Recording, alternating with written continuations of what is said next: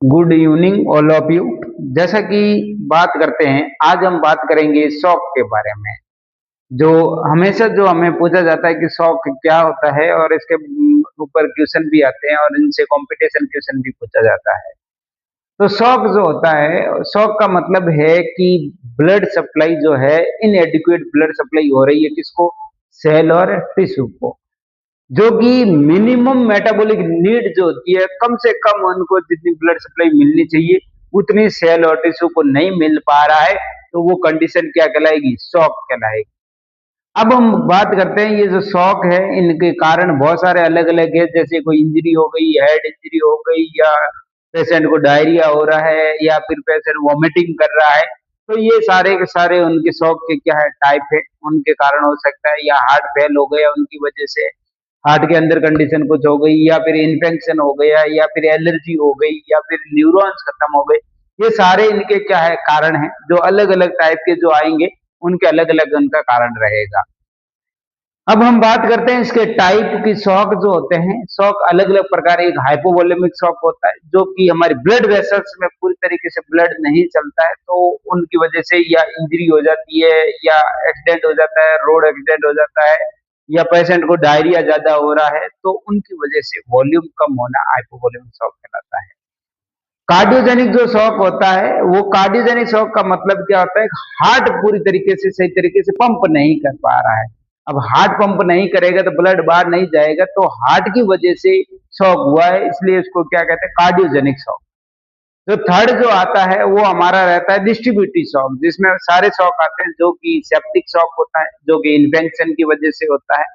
Obstructive shock, जो कि heart वापस जो है पूरी तरीके से रिलैक्स नहीं हो पाता है, और वो उनका कारण पेरिफेरल इफ्यूजन की वजह से भी हो सकता है।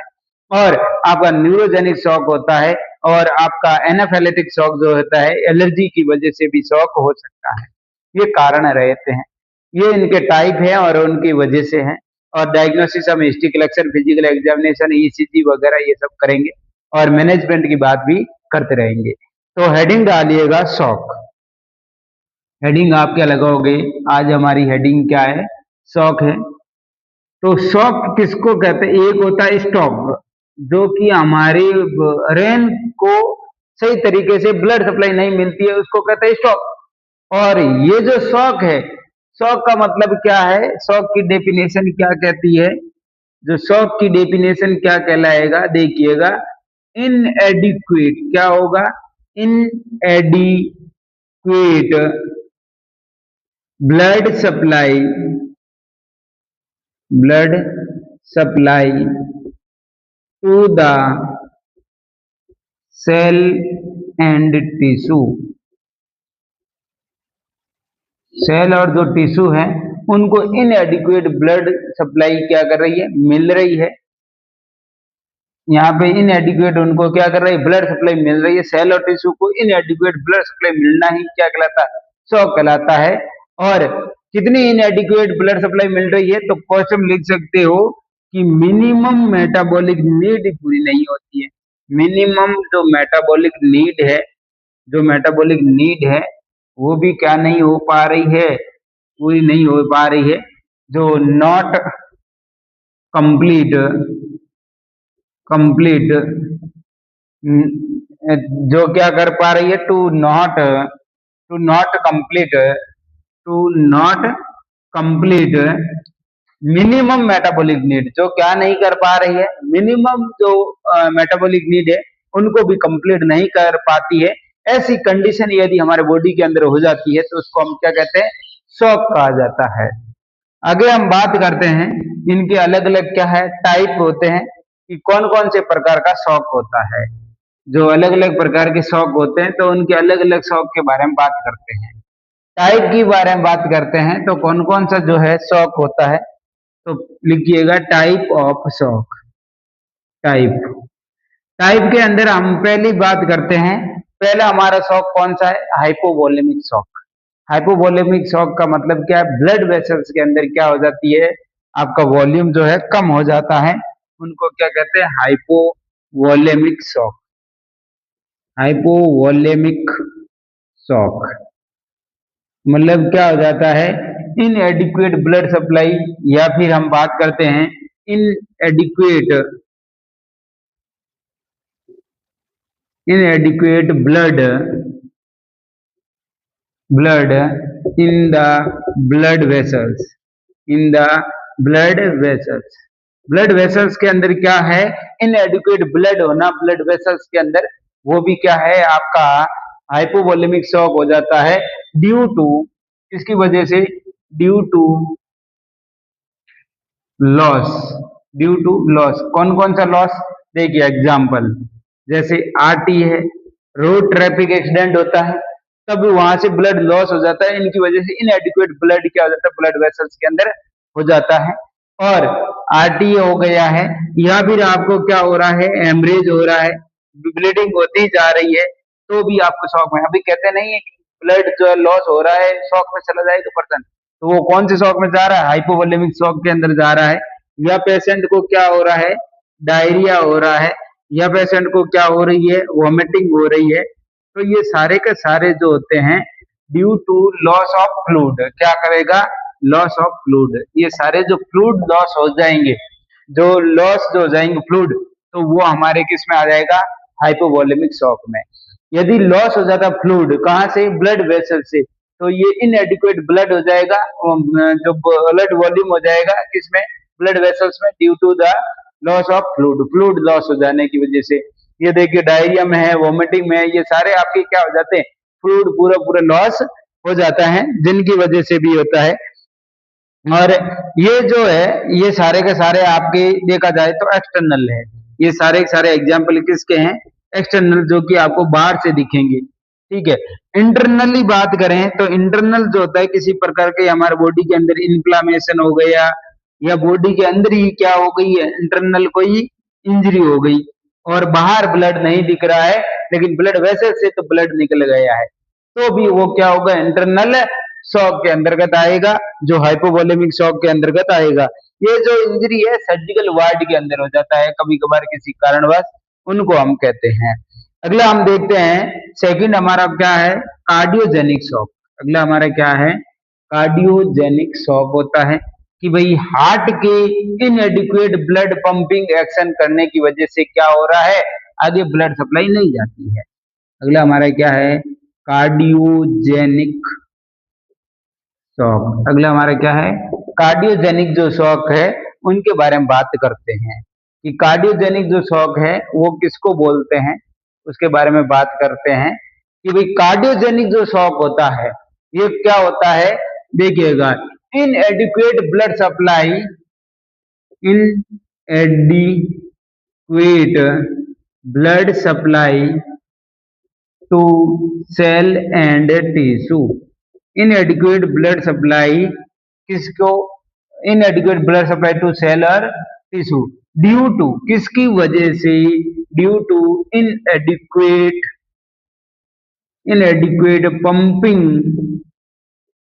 Pumping action by heart, heart के द्वारा इनएडिक्वेट पंपिंग एक्शन करने की वजह से यदि ब्लड सप्लाई सेल और टिश्यू को कम मिल रही है, इनएडिक्वेट मिल रही है, तो उसको हम कौन सा शॉक कहेंगे, कार्डियोजेनिक शॉक।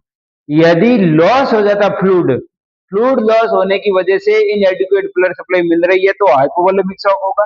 और यदि इनएडिक्वेट ब्लड पंपिंग एक्शन हो रहा है, इनएडिक्वेट ब्लड पंपिंग एक्शन हो रहा है, तो इनएडिक्वेट जो आपका क्या करवाएगा, ब्लड सप्लाई करवाएगा, जिनको हम क्या कहते हैं, कार्डियोजेनिक शॉक के नाम से जानते हैं। अगला हमारा आता है डिस्ट्रीब्यूटिव शॉक। कौन सा है, डिस्ट्रीब्यूटिव शॉक। अरे डिस्ट्रीब्यूटिव शॉक के अंदर मैंने बताया था सेप्टिक शॉक होता है, ऑब्स्ट्रक्टिव शॉक होता है, न्यूरोजेनिक शॉक होता है, एनाफिलेटिक शॉक होता है। ये सारे सारे हमारे किस में आएंगे, डिस्ट्रीब्यूटिव शॉक के अंदर आएगा। चलिए अब हम बात करते हैं, अगली हमारा जो आता है थर्ड, इसको क्या कहते हैं, डिस्ट्रीब्यूटिंग शॉक। डिस्ट्रीब्यूटिंग जो शॉक हैं उनके अंतर्गत बात करते हैं, तो ये डिस्ट्रीब्यूट करता है। और यहाँ एक आप क्या रखोगे, एक ट्रिक याद रखोगे। क्या ट्रिक याद रखोगे, सोना। क्या याद रखोगे, सोना। सोना का मतलब, एस का मतलब क्या होता है, इसका मतलब क्या है? Septic shock. इसका मतलब क्या हो गया? Septic shock. और ओ का मतलब क्या हो गया? जो ऑब्स्ट्रक्टिव शॉक।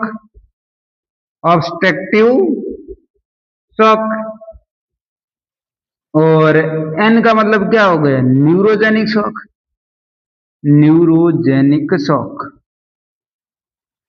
न्यूरोजेनिक शॉक हो गए। और ए का मतलब क्या हो गया? Anaphylactic shock. Anaphylactic shock. अरे हो रहा है कि नहीं हो रहा है? अब मुझे बताओ, इनएडिक्वेट ब्लड सप्लाई हो रही है सेल और टिश्यू में, वो सेम टू सेम रहेगी डेफिनेशन। इनएडिक्वेट ब्लड सप्लाई होना सेल और टिश्यू को, उसको शॉक कहते हैं। अब ये जो इनएडिक्वेट जो ब्लड सप्लाई हो रही है, inadequate blood supply, inadequate blood supply to cell and tissue due to, किन की वजह से हो रहा है ये? इन्फेक्शन। इन्फेक्शन की वजह से होता है, उसको सेप्टिक शॉक कहते हैं। ड्यू टू इन्फेक्शन, कोई इन्फेक्शन हुआ है, उनकी वजह से इनएडिक्वेट ब्लड सप्लाई हो रही है सेल और टिश्यू को, तो उसको हम क्या कहेंगे? सेप्टिक शॉक के नाम से जाना जाता है। ऑब्स्ट्रक्टिव शॉक का मतलब क्या होता है? कि इनएडिक्वेट ब्लड सप्लाई सेल और टिश्यू ड्यू टू, ये सेम टू सेम लिखना है आपको, और फिर क्या करना है? Due to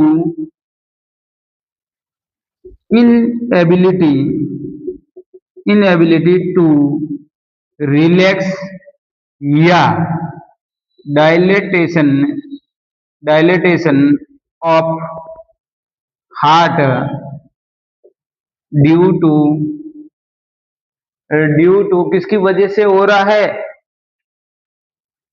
pericardial effusion. किसकी वजह से?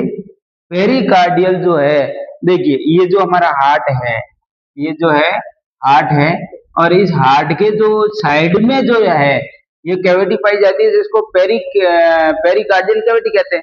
अब इनके अंदर मुझे बताओ, पूरा फ्लूइड भर जाएगा, क्या हो जाएगा? पूरा फ्लूइड भर जाएगा, तो हार्ट वापस रिलैक्स नहीं हो पाएगा। और जब तक हार्ट वापस रिलैक्स नहीं हो पा रहा है, तो हार्ट के अंदर यहाँ से ब्लड ऊपर से नीचे ही नहीं आ रहा है। जब आप बताओ पूरा वेंटिकल नहीं भरेगा, तो कॉन्ट्रैक्शन नहीं होगा, और उनकी वजह से इनएडिक्वेट ब्लड सप्लाई होगी सेल और टिश्यू को, तो उनको हम क्या कहते हैं? Obstructive shock. एक प्रकार का कार्डिक शॉक जैसा ही तो है। तो इनकी वजह से क्या हो जाता है, और ये कारण क्या है, इन्होंने क्या बताया? पेरिकार्डियल इफ्यूजन होना। पेरिकार्डियल इफ्यूजन का मतलब होता है पेरिकार्डियल कैविटी के अंदर फ्लूइड भर जाना।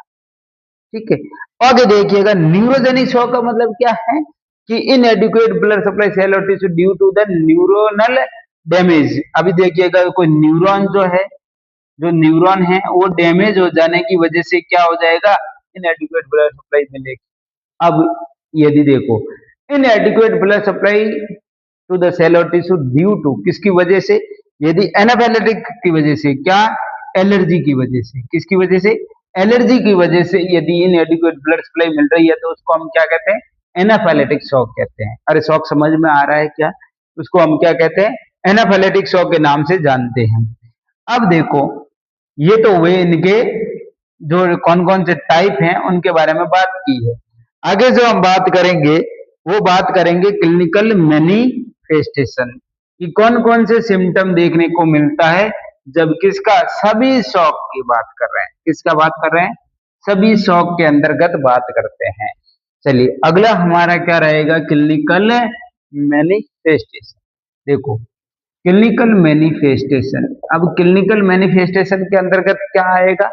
देखो, शॉक है, तो देखिएगा शॉक है तो हार्ट सही तरीके से पंप नहीं करेगा, तो वापस मिलेगा, बॉडी को रिफ्लेक्स मिलेगा। तो सबसे पहले जब इनएडिक्वेट हार्ट पंपिंग करेगा, तो मुझे बताओ हार्ट बीट बढ़ेगी, और हार्ट बीट बढ़ेगी, उसको क्या कहते हैं? टेकी कार्डिया। उसको क्या कहते हैं? टेकी कार्डिया। टेकी कार्डिया। अब मुझे बताओ, ये टेकी कार्डिया सभी शॉक में होगा?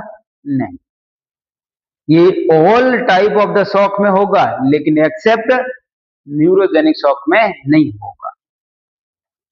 It found, it find in all type of shock, सभी शॉक में ये पाया जाएगा टेकिकार्डिया, एक्सेप्ट किसमें नहीं होगा ये, एक्सेप्ट न्यूरोजेनिक, न्यूरोजेनिक शॉक।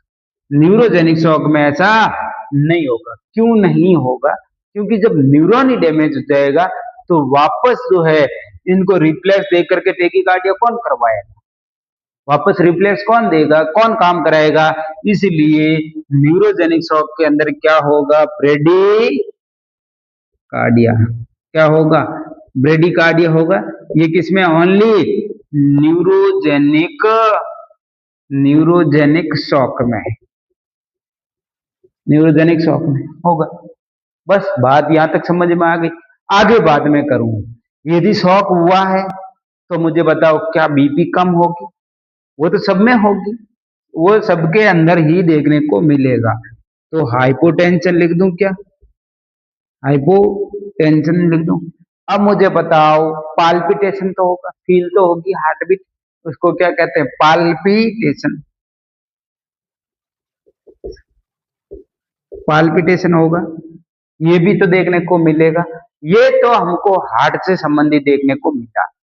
ये तो सारे सिम्टम किसके हैं? हार्ट से संबंधित हमको देखने को मिले हैं। ये 3 सिम्टम तो याद रखना ही रखना है। अब रेस्पिरेटरी सिस्टम से यदि देखें तो हमको क्या देखने को मिलेगा? टेकीपीनिया है, डिस्पेनिया है, ठीक है, और कॉपिंग है। ये सब रेस्पिरेटरी सिस्टम से देखने को मिलेगा। और अदर जो सिस्टम है, अदर जो सिस्टम होते हैं उनसे हमको क्या देखने को मिलेगा? अदर सिस्टम से क्या होगा? भूख नहीं लगेगी, एनोरेक्सिया, एनोरेक्सिया होगा, और नोजिया वोमिटिंग भी हो सकती है, और जो है डिजीनेस वगैरह है, ये नर्वस सिस्टम से वगैरह इतना सब कुछ देखने को मिलेगा। ये शॉक में है। कंफ्यूजन वगैरह होना, ये सब यहाँ पे आपको देखने को मिलेगा। कंफ्यूजन वगैरह है, ये तो हमको सिम्टम देखने को मिले। इनको हम बोलते हैं क्लिनिकल मैनिफेस्टेशन। जो पेशेंट बोलेगा वो हमको पता चल जाएगा। अब हम बात करते हैं डायग्नोसिस। किसकी बात करते हैं? डायग्नोसिस की। अभी ये जो शॉक है इनके डायग्नोसिस क्या क्या करेंगे हम लोग, देखिएगा।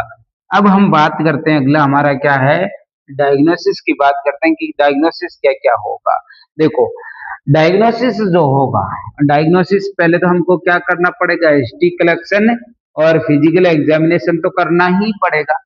दूसरा ईसीजी करनी पड़ेगी। क्या पता कार्डियक ये जो हमारा ऑब्स्ट्रक्टिव शॉक तो नहीं है, तो ईसीजी करना पड़ेगा, ईसीजी करना पड़ेगा। दूसरा, और हाइपोवोलेमिक शॉक हुआ है तो हमको इलेक्ट्रोलाइट चेक करना पड़ेगा।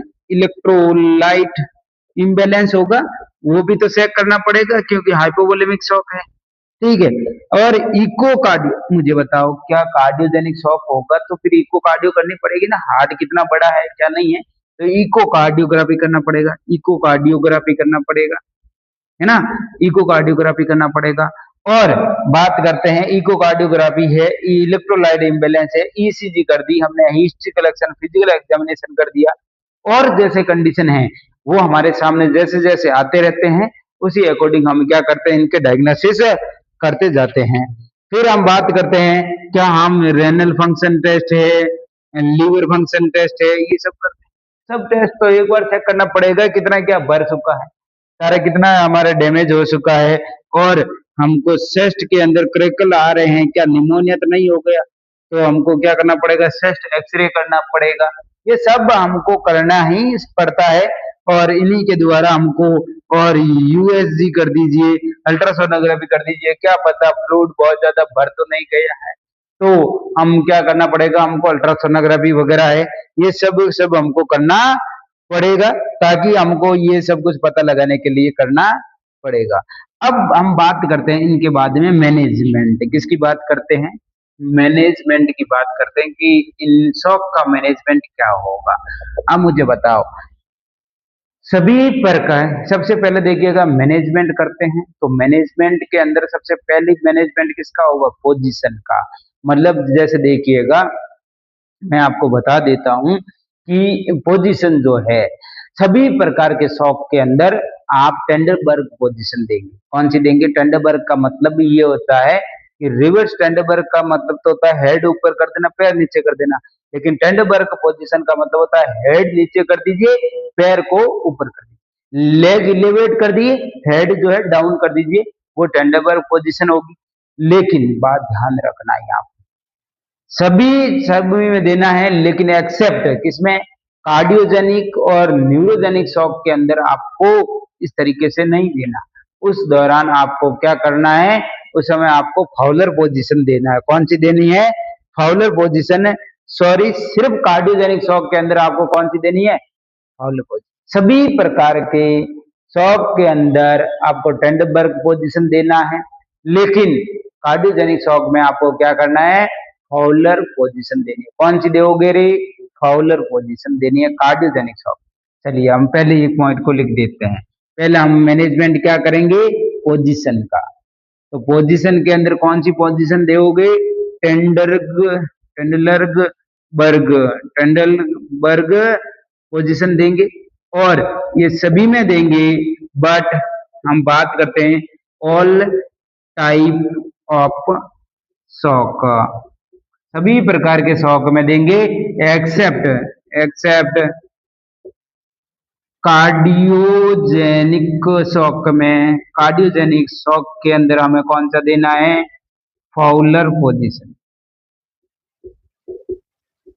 फाउलर पोजीशन देंगे, कौन सी देंगे, फाउलर पोजीशन। क्यों देंगे, क्योंकि कार्डियोजेनिक शॉक है, तब आप यदि उसके हेड को डाउन कर दोगे, पैर को ऊपर उठा दोगे, तो और हार्ट पे लोड पड़ेगा। हार्ट पहले से ही पंप नहीं कर रहा है और लोड पड़ेगा तो और समस्या हो जाएगी। अब आपने ये पोजीशन दे दी, कार्डियोजेनिक था तो फाउलर पोजीशन दे दी, और यदि हमारी बात करते हैं दूसरे प्रकार के होते हैं तो उसको आप टेंडरबर्ग पोजीशन दे, ठीक। लेकिन अब इनको देने के बाद में छोड़ेंगे थोड़ी, ऑक्सीजन की कमी है तो ऑक्सीजन एडमिनिस्टर करेंगे। सेकंड हम क्या करना पड़ेगा, हमको ऑक्सीजन एडमिनिस्ट्रेशन करना पड़ेगा, ऑक्सीजन एडमिनिस्ट्रेशन करना पड़ेगा।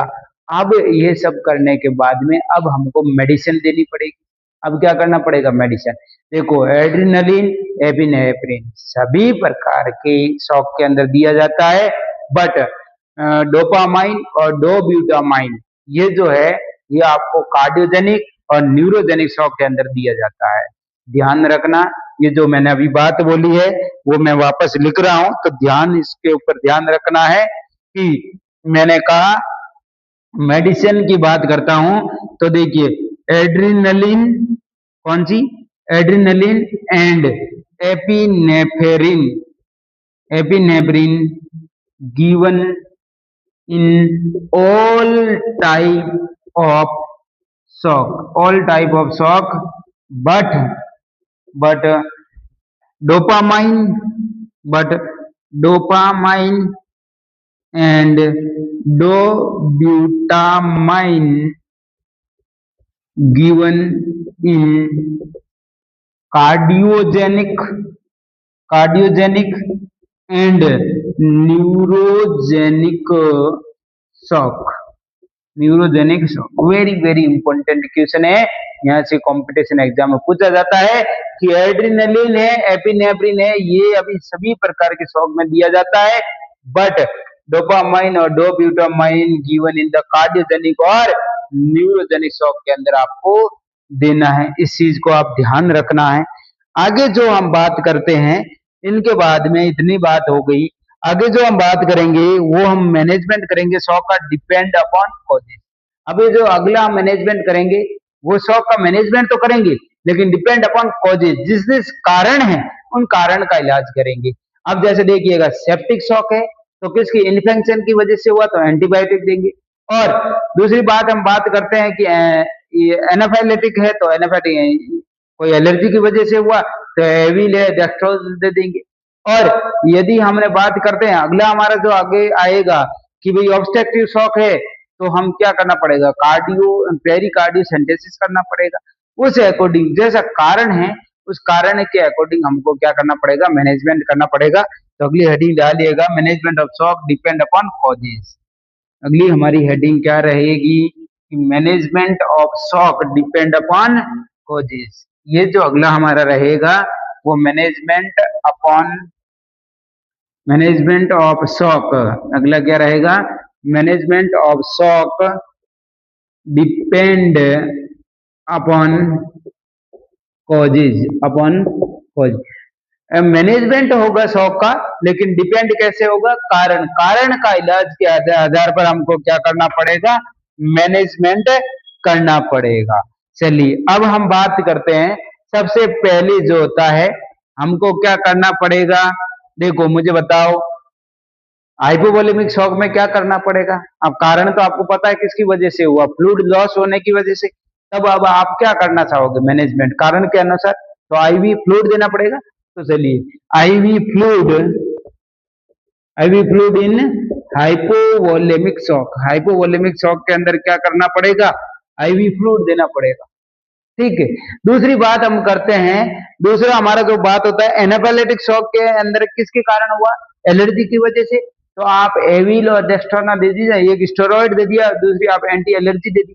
तो ये आपको करना पड़ेगा, क्या क्या करना है, एक तो आपको एविल प्लस डेस्टोना, ठीक है, ये जो आप डेस्टोना और आपने एविल दे दिया, तो यही आपका काम हो गया यहाँ पे, डेस्टोना और एविल, ये किसमें दोगे, एनाफाइलेटिक शॉक के अंदर। अरे जो एलर्जी की वजह से हुआ तो एनाफाइलेटिक और डेस्टोना देंगे ना, डेस्टोना स्टेरॉइड है और एविल क्या एंटी एलर्जी है। अब मुझे बताइए, यदि सेप्टिक शॉक हुआ तो सेप्टिक शॉक के अंदर क्या दे दोगे, एंटीबायोटिक, एंटीबायोटिक इन सेप्टिक शॉक, किसके अंदर, सेप्टिक शॉक के अंदर क्या दे दोगे रे, आपको एंटीबायोटिक दे देना है।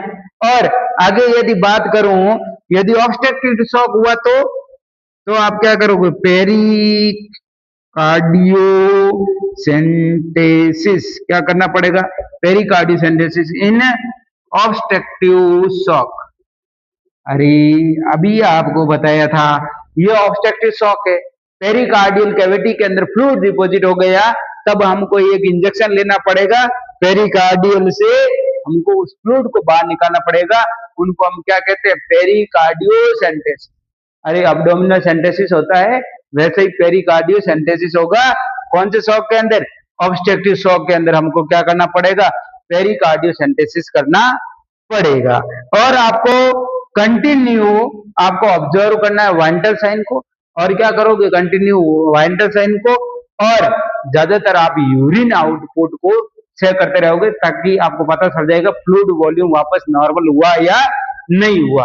तो आपको चेक क्या करना है, एक तो वाइटल साइन, और दूसरी बात हम करते हैं, तो दूसरा हमको क्या करना है, यूरिन आउटपुट को, यूरिन आउटपुट जो कि नॉर्मल कितना होता है, 30 ml पर हॉर्स, ये घंटे के अंदर 30 ml बनना चाहिए, और उतना बन रहा है या नहीं बन रहा है, यूरिन आउटपुट आपको चेक जरूर करना है, ताकि आप पता लगा सकते हो। और इसी तरीके से ये बेस्ट इंडिकेटर होता है यूरिन आउटपुट, जिससे आपको पता चल जाए कितना शॉक में पर्सन है या नहीं है। और दूसरा हम बात करते हैं, यहाँ पे एक और चीज काम ली जाती है, जिसको बोला जाता है मास्ट। मास्ट होता है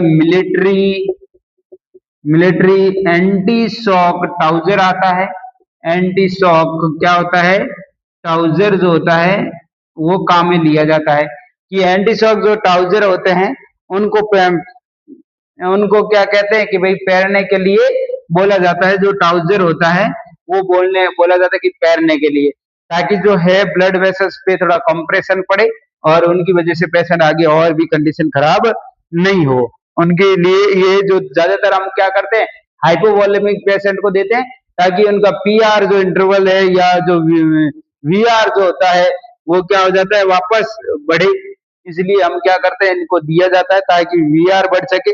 और ये जो था, ये सब हमारे क्या था, शॉक के बारे में था, कि शॉक की डेफिनेशन है, टाइप है, उनके कारण है, कॉजेज है, और उनका मैनेजमेंट है। इनमें से आपके क्वेश्चन जो होते हैं, कॉम्पिटिशन क्वेश्चन आपके पूछे जाते हैं।